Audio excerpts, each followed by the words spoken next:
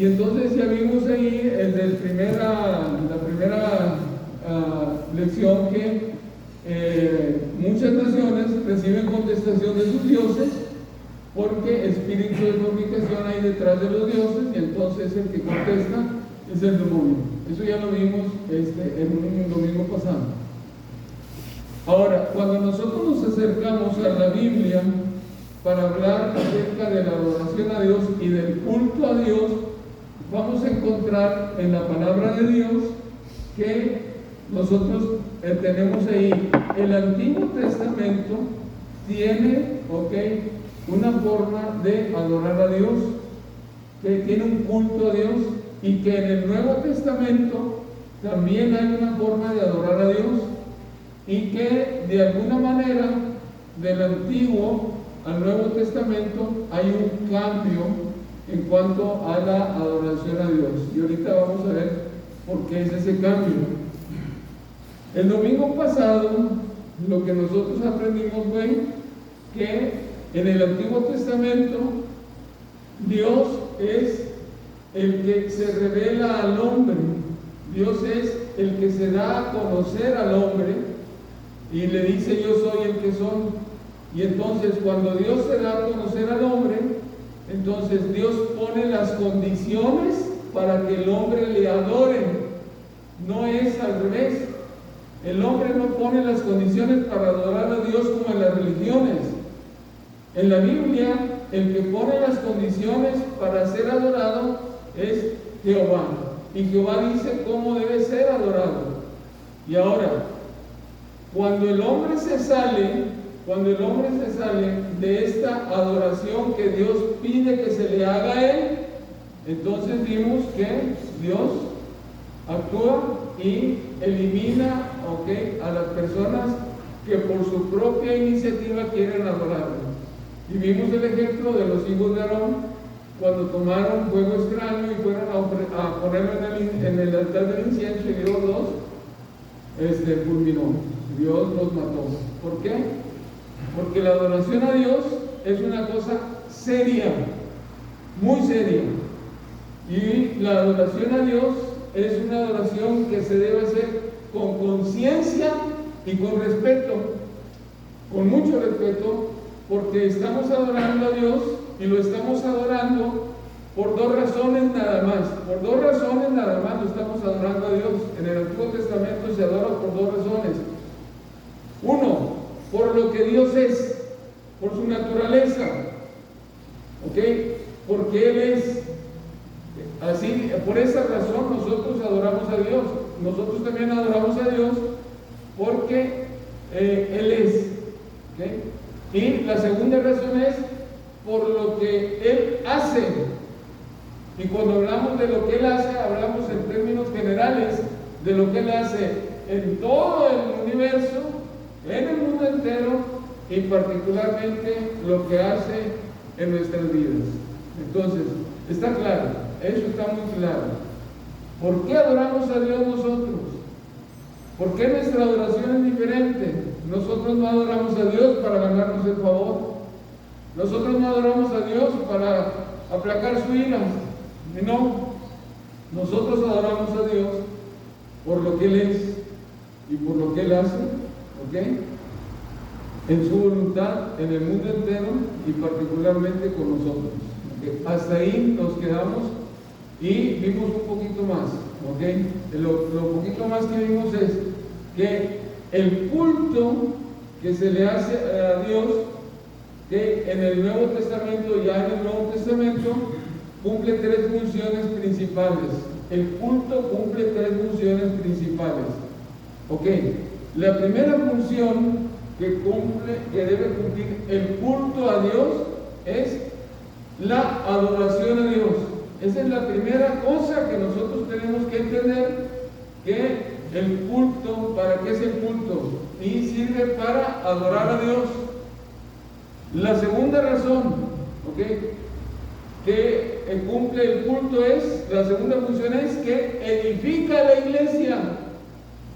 Porque en 1 Corintios 14, 25, 26 dice: ¿qué hay, hermanos? ¿Alguien tiene salmos, himnos, tiene lengua, tiene profecía? dice, hágase todo en orden y para edificación. Y entonces la segunda función es edificar la iglesia. Y la tercera función del culto a Dios debe ser, es la proclamación del Evangelio. ¿Ok? Primera de Corintios capítulo número 11 dice así: cada vez que nosotros celebremos la cena del Señor, la muerte de Jesús anunciáis hasta que Él venga. Entonces, apréndaselo, hermano. 3 cosas para las cuales el culto sirve: 1, adorar a Dios; 2, edificar la iglesia; 3, proclamar. ¿Okay? En esas cosas, en esas 3 funciones, nosotros vamos a ver, ¿ok?, algo más acerca del culto. Y cuando nos acercamos a la palabra de Dios en el Nuevo Testamento, nos vamos a dar cuenta de lo siguiente: que la primera iglesia cristiana es fundada en un día de Pentecostés.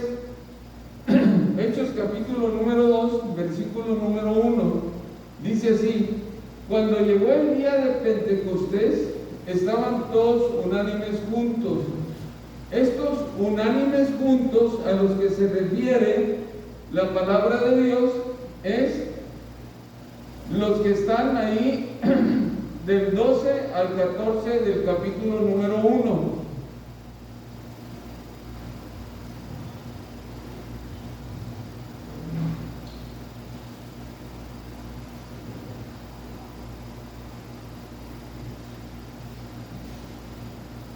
Dicen sí. Entonces volvieron a Jerusalén desde el monte que se llama el Olivar, el cual está cerca de Jerusalén, camino de un día de reposo.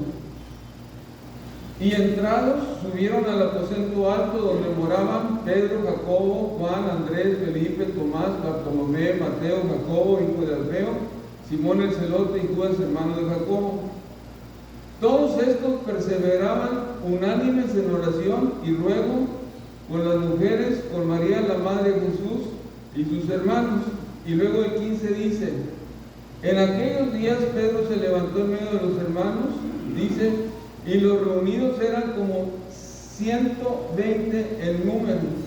Ok, entonces, ¿quiénes son los que el día de Pentecostés estaban todos unánimes juntos? ¿Quiénes son? Estos son los que está nombrando la Biblia: los apóstoles, las mujeres y como 120 hermanos. Entonces, estos tienen la particularidad de ser discípulos de Jesús. Óiganlo bien, ellos son los discípulos de Jesús y entonces están en Jerusalén, en una casa de Jerusalén, en el aposento alto, y se está celebrando o se inicia el día del Pentecostés. Y dice la Biblia que cuando llegó el día del Pentecostés estaban todos unánimes juntos, y de repente vino del cielo un estruendo como de un viento recio, etcétera, etcétera. Y es ahí, en ese momento, en el cual se inaugura la primera iglesia cristiana con la venida del Espíritu Santo, porque Jesucristo les había dicho: no se vayan de Jerusalén hasta que sean investidos del poder de lo alto. Y entonces es ahí donde nace la iglesia de Jesucristo, en el día de Pentecostés, con seguidores de Jesucristo. ¿Ok? ¿Sí lo están viendo ahí? ¿Ya? Es ahí donde nace la iglesia. Ahora, estos seguidores de Jesucristo, dice la Biblia que empiezan a hablar en otras lenguas, y usted siga la historia ahí. Pero lo interesante es que Pedro se levanta y da un mensaje, y a raíz de este mensaje 3,000 personas se convierten a Cristo Jesús, porque ahí dice: y los que recibieron su palabra fueron bautizados, y se añadieron aquel día como 3,000 personas. Entonces, ¿cuántos miembros tiene la primera iglesia cristiana que se funda en el día del Pentecostés? Tiene 3,120 personas. ¿Sí? ¿Lo sacamos o no lo sacamos? ¿De dónde saqué el 120? van a decir, el 120 lo sacamos, acuérdense de Hechos 1:15. 3,120 personas fundan, ¿okay?, lo que es la primera iglesia cristiana.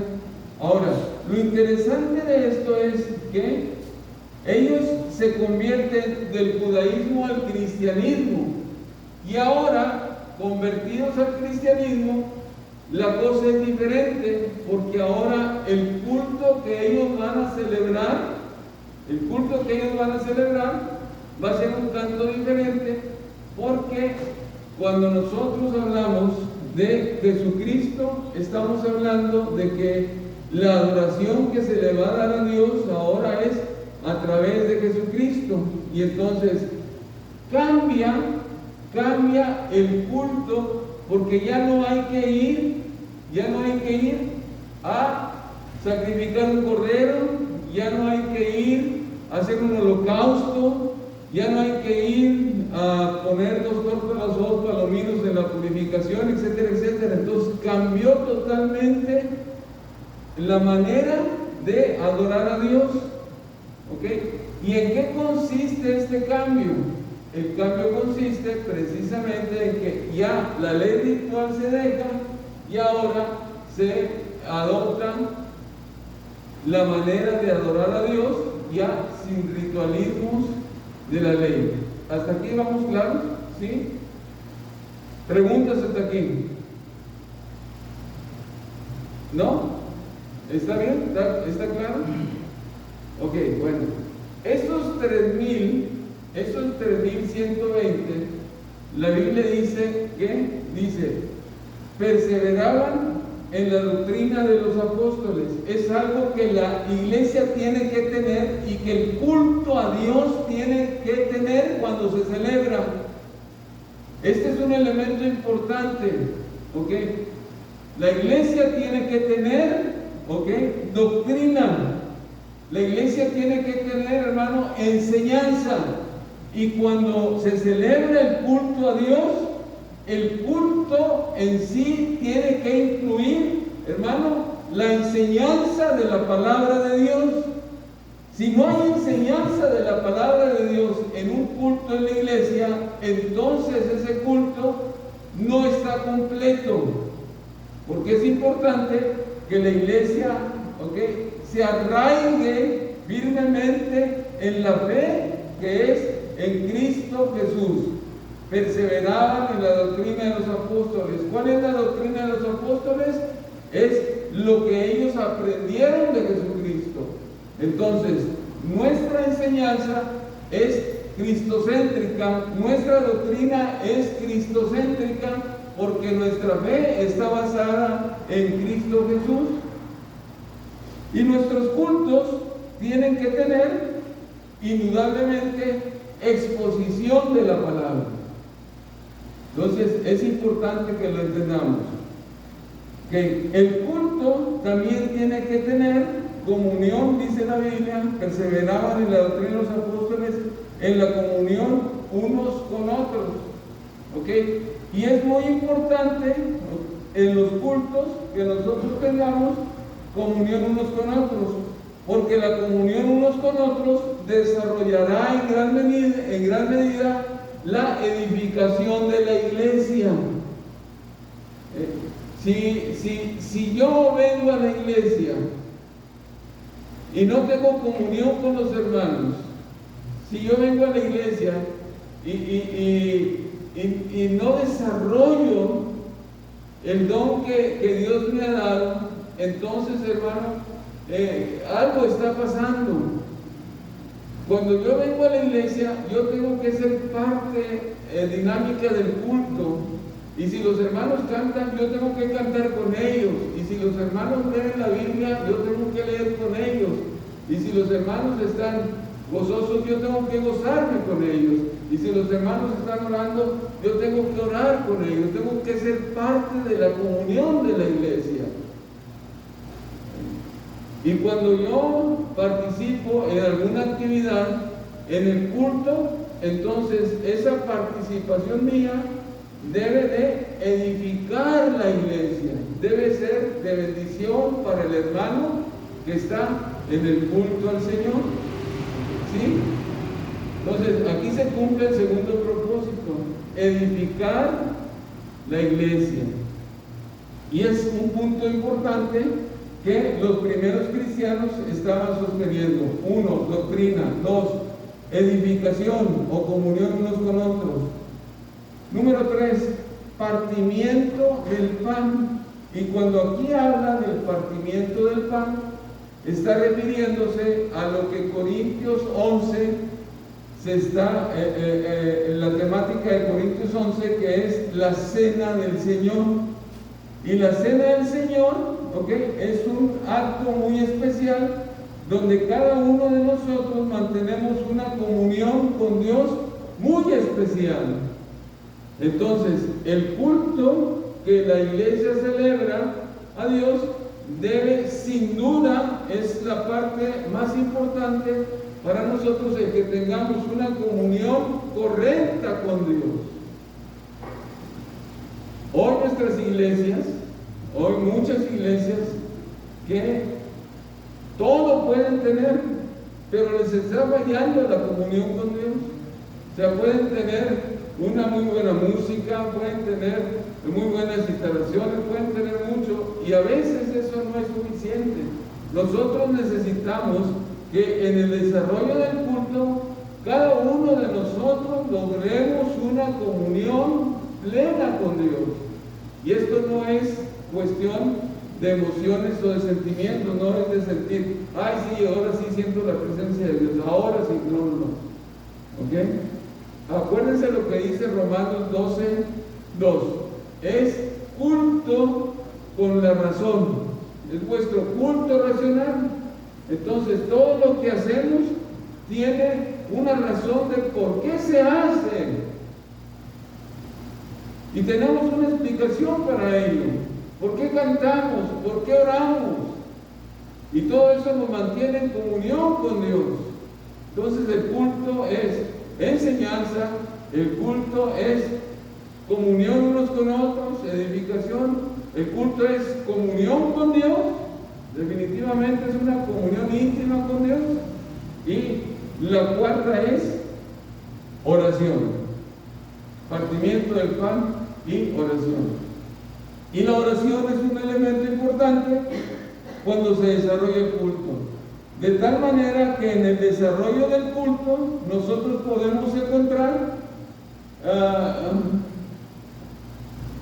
quiero que me entiendan, y voy a usar esta palabra, varios tipos de oración en el culto.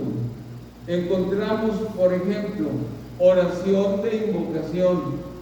Ese es un tipo de oración, oración de invocación, donde nosotros nos acercamos a Dios, nos ponemos a cuentas con Dios y le pedimos a Dios que Él nos acompañe en el culto, que Él sea el que presida el culto realmente, que sea el Espíritu Santo el que nos guíe en el culto. Esa es una oración de invocación cuando la iglesia se pone a orar para decirle: Señor, queremos que tú seas el que dirijas el culto. Otro tipo de oración que nosotros desarrollamos en el culto es, por ejemplo, la oración de intercesión, cuando oramos unos por otros, la oración de acción de gracias, etcétera, etcétera. Y entonces estos cuatro elementos forman indudablemente parte importante del culto. Y eran los elementos que la iglesia primitiva hacía o desarrollaba en sus cultos, en lo que ellos tenían, en lo que ellos hacían sus cultos. Cuatro cosas importantes. Ahora, hay una quinta más que no se nombra aquí en Hechos, capítulo número 2, en los versículos que acabamos de ver, pero que Pablo sí la nombra. Vaya, Primera de Corintios.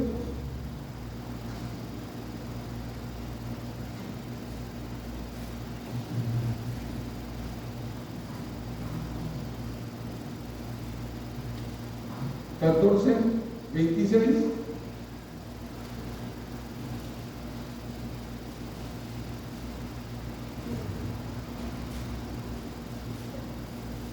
Y ahí vamos a el siguiente elemento cultico. Dice así: ¿qué hay pues, hermanos, cuando os reunís? Y aquí está hablando de la reunión de la iglesia para celebrar el culto.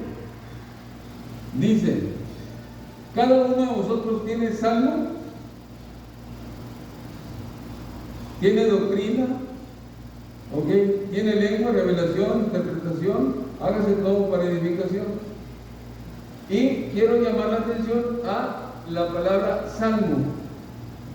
Y aquí nosotros, cuando leemos esto y vamos al contexto en que nosotros estamos leyendo la palabra de Dios, que es el contexto judío cristiano, entonces los cristianos de la primera iglesia fundada en el Pentecostés, ellos lo que cantaban a Dios era salmos, porque era lo que conocían, era lo que traían del judaísmo. El judaísmo alaba a Dios y lo hace a través del salmón, de los salmos, del libro de las alabanzas, del Jalán. Entonces la iglesia primitiva, celebraba sus cultos también, no solamente doctrina, no solamente comunión unos con otros, no solamente partimiento del pan, no solamente oraciones, sino también salmos, cánticos. Ahora, ¿dónde lo hacían? Es importante, ¿dónde lo hacían?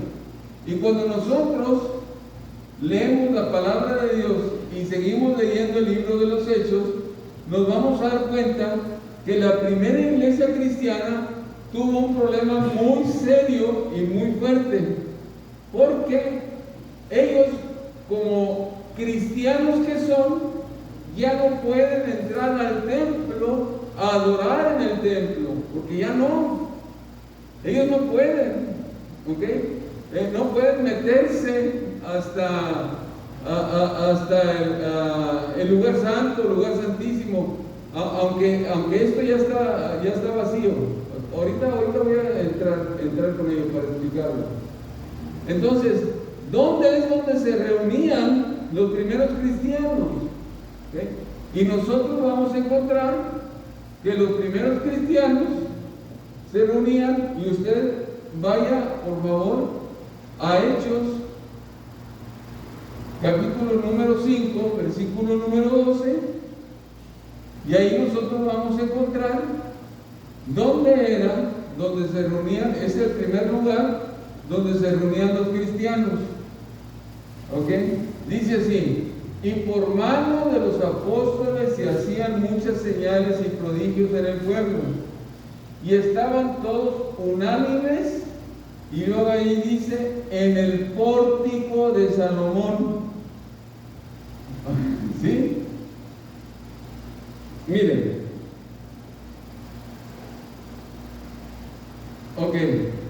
Quiero ilustrar un poquito esto. Esta es Jerusalén. Aquí arriba, ya no tiene fin eso. Bueno, voy para acá. Este que está aquí es el templo. Esta es la espalda del templo. Esta es la espalda del templo. El frente del templo está para acá, al oriente. Este es el norte, este es el sur, este es el oriente y este es el poniente. La espalda está al poniente. En el sur está la entrada principal a lo que es los patios del templo. Y esto se llama pórtico real. Ese es el pórtico real. El que está aquí. Este ya no se ve.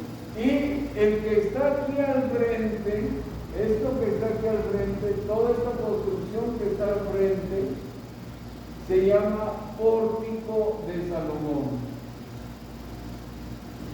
Es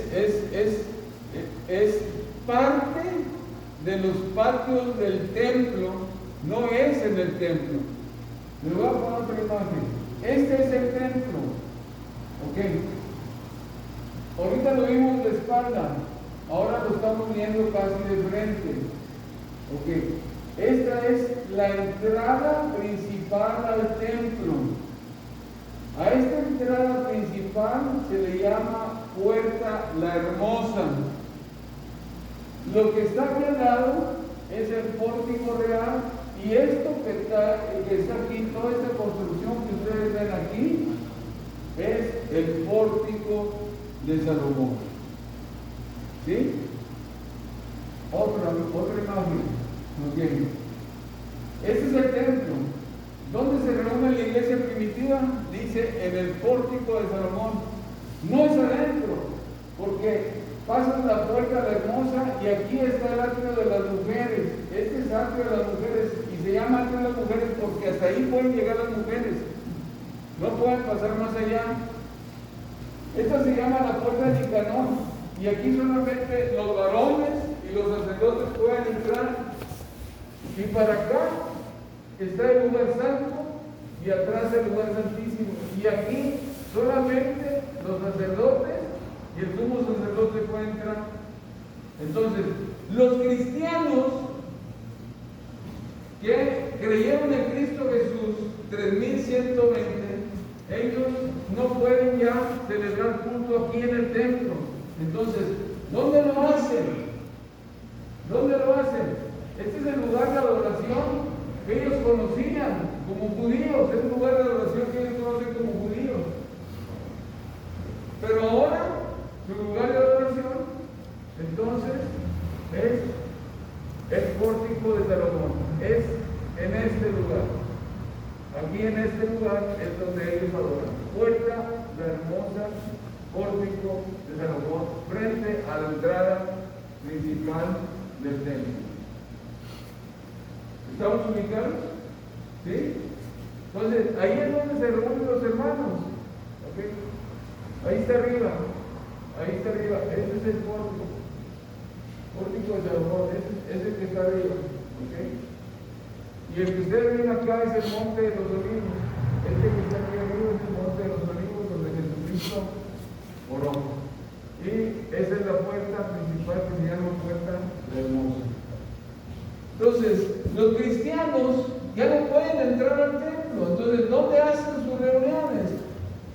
Donde ellos van y se juntan es en el pórtico de Salomón. Y ahora, al estar en el pórtico de Salomón, se ocasiona un problema, porque ellos se reúnen ahí en el pórtico de Salomón, pero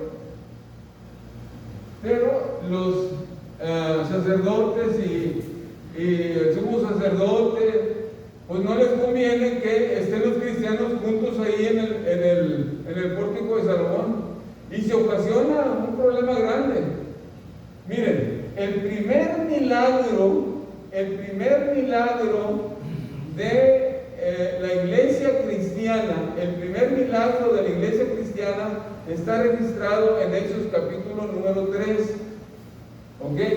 Y ese primer milagro de la iglesia cristiana sucedió aquí, en la Puerta la Hermosa. Dice la Biblia que Pedro y Juan subían juntos al templo a la hora novena, a la hora de la oración. Y cuando llegaron aquí para pasar por la Puerta Hermosa, dice que aquí en la Puerta Hermosa había un coco que estaba ahí y que pedía limosna en esta puerta. Y dice la Biblia que de alguna manera él les pidió a Pedro y a Juan, y Pedro dijo: no tengo oro ni plata, sino lo que tengo te doy, en el nombre de Jesucristo de Nazaret, levántate y anda. Y entonces lo tomaron, levantaron, y dice que el coco entró caminando y saltando al templo. Y entonces ese hecho produjo en el mundo religioso un rechazo hacia los cristianos. Y entonces los cristianos ya no pueden entonces adorar en el pórtico de Salomón con toda la libertad. ¿A dónde cambian el culto? Cuando ya no se puede adorar con toda libertad, porque ya no los dejan adorar en el pórtico de Salomón. ¿A dónde se cambia el culto?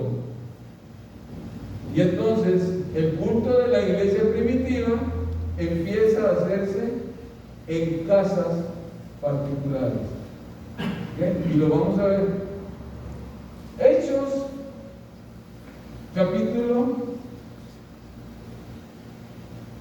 número 2, el 46 dice: perseveraban cada día en el templo, y luego dice: y partían el pan en las casas y comían juntos con alegría y sencillez de corazón. Y entonces, cuando ya no se les permite el culto en el pórtico de Salomón, entonces el culto se cambia a las casas. Y nosotros podemos encontrar, abra su Biblia, en Primera de Corintios, capítulo número 16.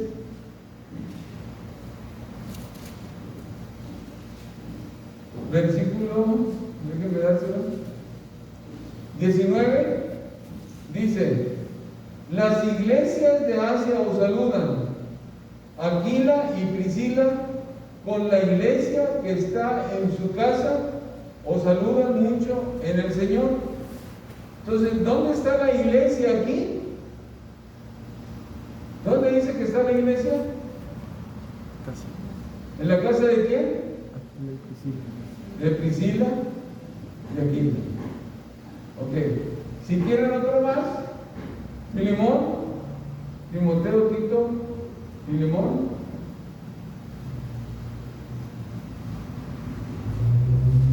Filemón 1, versículo 2. Vamos a leer desde el 1. Pablo, prisionero de Jesucristo, y el hermano Timoteo, al amado Filemón, colaborador nuestro, y a la amada hermana Apia, y a Arquipo, nuestro compañero de milicia, y a la iglesia que está en tu casa.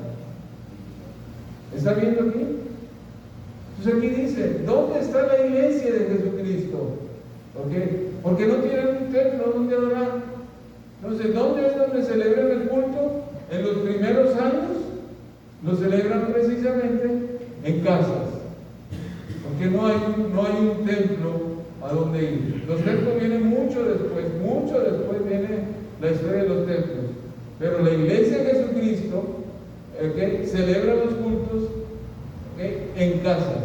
¿Y qué es lo que hacen en casas? Pues enseñar. 2, tener comunión. Número 3, celebrar cena del Señor. Número 4, orar. Número 5, cantar. ¿Estamos?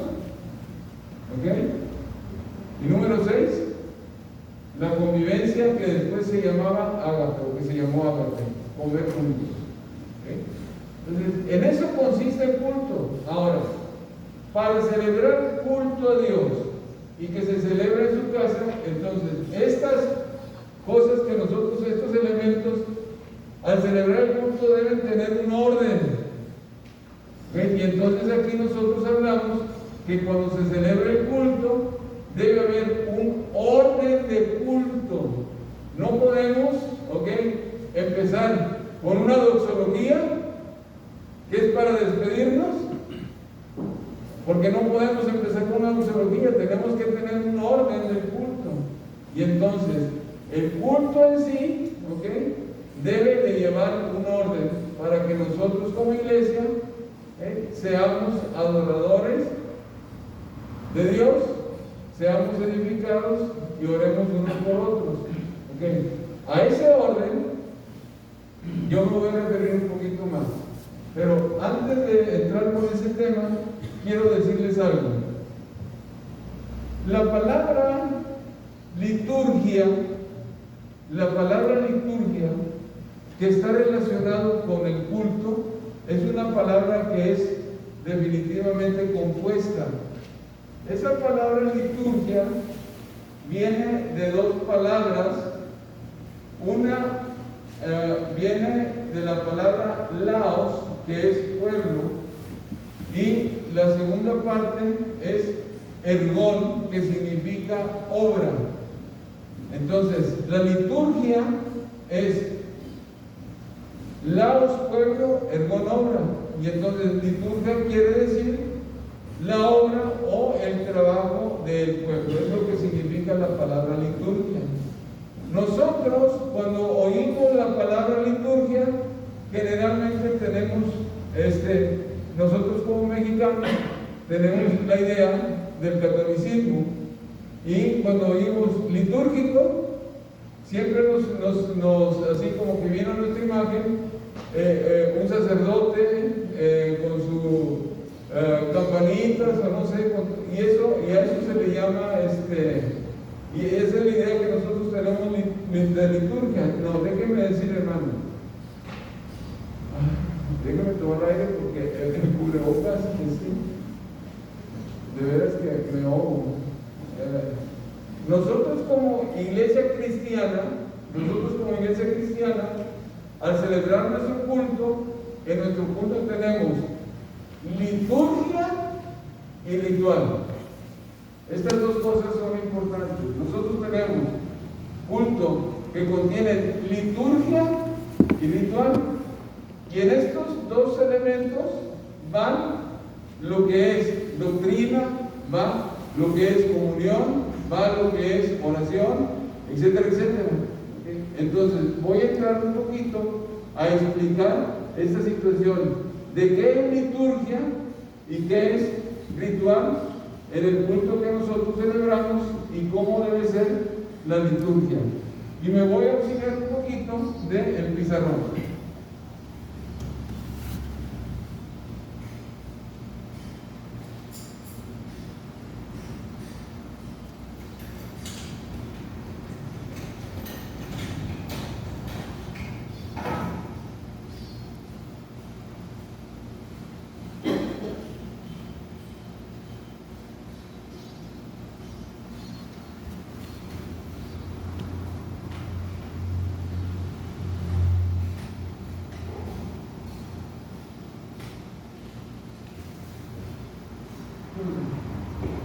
Liturgia.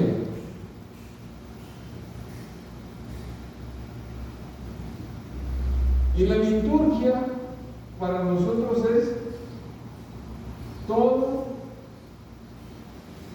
lo que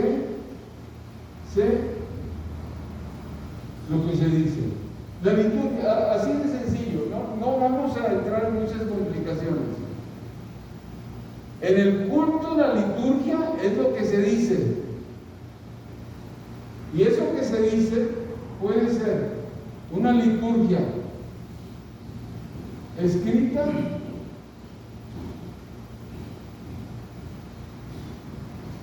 donde todo está ya predeterminado, donde se tiene un libro que se lee, y entonces el culto se desarrolla en base a esa liturgia que ya está escrita. Ejemplo de ello es la Iglesia Católica, porque la Iglesia Católica, la liturgia que tiene es una liturgia que ya está escrita, y el sacerdote no puede salirse de esa liturgia que ya está preestablecida. La otra liturgia es la que no está escrita, y es la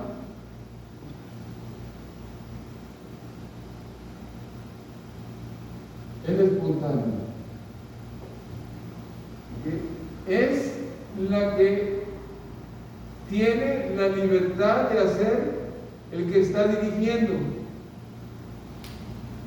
En nuestra iglesia no hay liturgia escrita.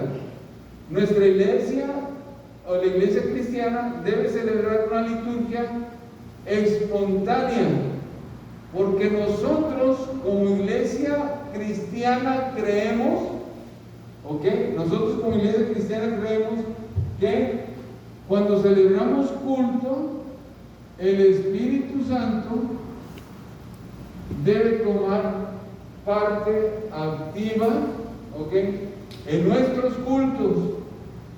Y entonces el que está dirigiendo, que es responsable, el liturgo que le llaman, o en nuestro idioma el director de culto, es responsable de guiar a la iglesia, de orientar a la iglesia, de preparar a la iglesia para recibir la palabra de Dios.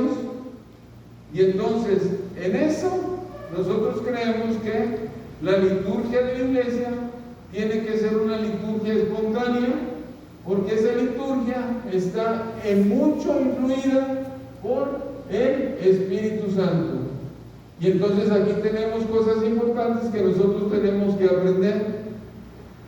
El director de culto es una persona sumamente importante, porque el director de culto debe estar bajo la dirección del Espíritu Santo. Y se lo voy a ilustrar de esta manera. Hay un hermano que ya está con el Señor, un hermano que yo aprecio mucho y quiero mucho, porque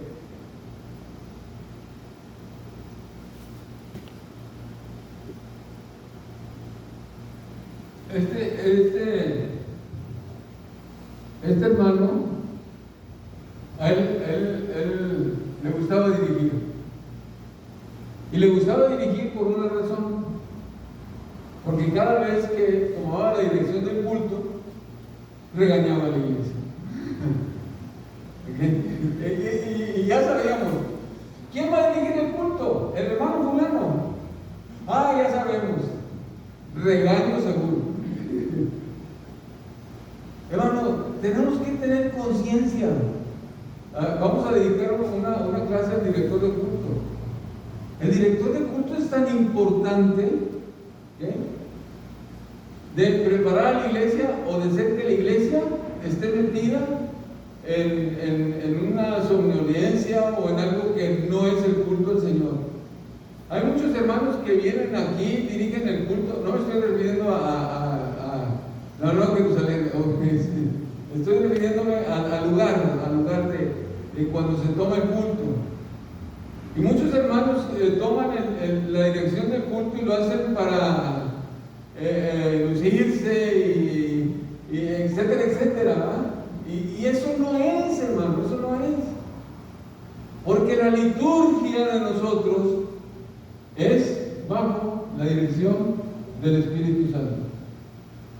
Y siempre debe ser así. La iglesia, cuando celebra culto, debe ser bajo la dirección del Espíritu Santo. ¿Estamos? ¿Sí?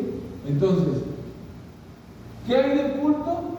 Una parte litúrgica. ¿Y qué es la liturgia? Pues lo que se dice. Si nosotros decimos, hermanos, vamos a orar, eso es liturgia. Hermano, vamos a leer la palabra de Dios. Abran su Biblia en Proverbios 3, del 1 al 10. Entonces, vamos a leer todos juntos. Eso es liturgia. ¿Estamos? Y la otra parte del culto, nosotros dijimos que es el ritual.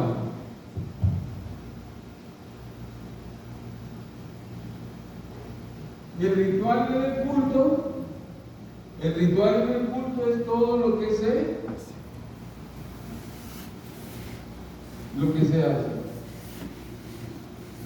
Entonces tenemos esas dos partes importantes en el culto. Ahorita vamos a hablar, pues ya no tengo mucho tiempo, pero es lo que se hace. Hermanos, pónganse de pie. Eso es ritual. El hecho de ponerse de pie es ritual. Hermanos, cierren sus ojos. Es ritual. Hermanos, vamos a levantar las manos. Es ritual. Y el ritual debe ser una manifestación de nuestra liturgia. No sé si me comprendieron. Mateo capítulo número 2, cuando los magos llegan a adorar a Jesús. Y es muy interesante, porque los primeros adoradores de Jesucristo no fueron judíos, fueron gente gentil, que venían desde muy lejos, probablemente de Persia o Babilonia, y vinieron a adorar a Jesús. Y dice que cuando vieron al niño abriendo sus tesoros, eso es ritual. Se postraron y adoraron al niño, eso es ritual. Y le ofrecieron oro, incienso y vino. Y entonces, lo ritual va muy ligado con nuestra liturgia. El ritual tiene que ser un reflejo, hermano, de nuestra liturgia. Nosotros no podemos hincarnos nomás por hincarnos.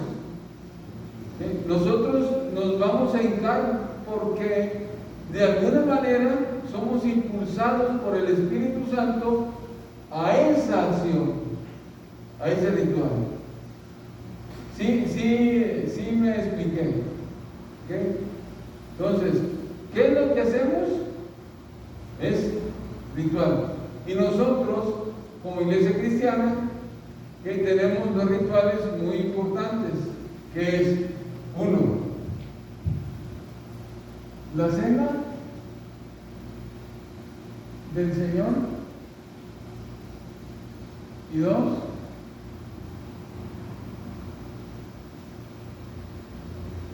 el bautismo. En los rituales que nosotros tenemos establecidos como iglesia, la cena del Señor es un rito, es un ritual. Y ese ritual nos sirve para adorar a Dios en la cena del Señor. En el bautismo, cuando alguien se bautiza, es un ritual. Y ese ritual nos sirve a nosotros, para dar testimonio de que nosotros hemos creído en Cristo Jesús y lo estamos confesando públicamente. Y al confesarlo públicamente, cuando yo lo hago con el bautismo, entonces al sumergirme en el agua tiene un simbolismo, al sacarme del agua tiene un simbolismo. Muertos al pecado, vivos para con el Señor. Es un ritual que tiene un simbolismo. Sí me expliqué. Entonces, lo que hacemos, en la iglesia es ritual y tiene que ser, hermano, tiene que ser un reflejo de nuestra liturgia, no al revés. No al revés. Muy bien. Termino con esto. Para celebrar el culto a Dios ya vimos. Cantar, orar, comunión, doctrina, adoración a Dios. ¿Cómo lo hacemos? Lo hacemos en un culto. Y ese culto tiene que tener un orden. Y a eso se le llama el orden del culto. Y ese orden del culto, que nosotros establecemos para adorar a Dios, lo hacemos nosotros todos los domingos cuando nos reunimos y celebramos el culto a nuestro Señor.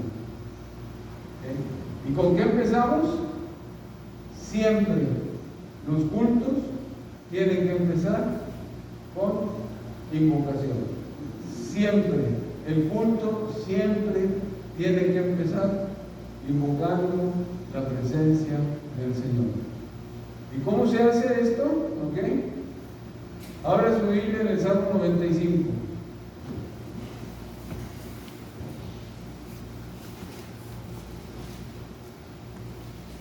Salmo 95. Yo he encontrado que este es el mejor salmo para iniciar un culto a nuestro Señor. Dice así: venid, aclamemos alegremente a Jehová, cantemos con júbilo a la roca de nuestra salvación, lleguemos ante su presencia con alabanza, aclamémosle con cánticos, Porque Jehová es Dios grande y Rey grande sobre todos los dioses, porque en su mano están las profundidades de la tierra y las alturas de los montes son suyas, suyo también el mar, pues él lo hizo y sus manos formaron la tierra seca. Y luego dice, venid, adoremos, postrémonos, arrodillémonos delante de Jehová nuestro Hacedor, porque Él es nuestro Dios y nosotros somos el pueblo de su prado, ovejas de su mano. Es una invitación a que nosotros vengamos a adorar a Dios, y al estar aquí, entonces,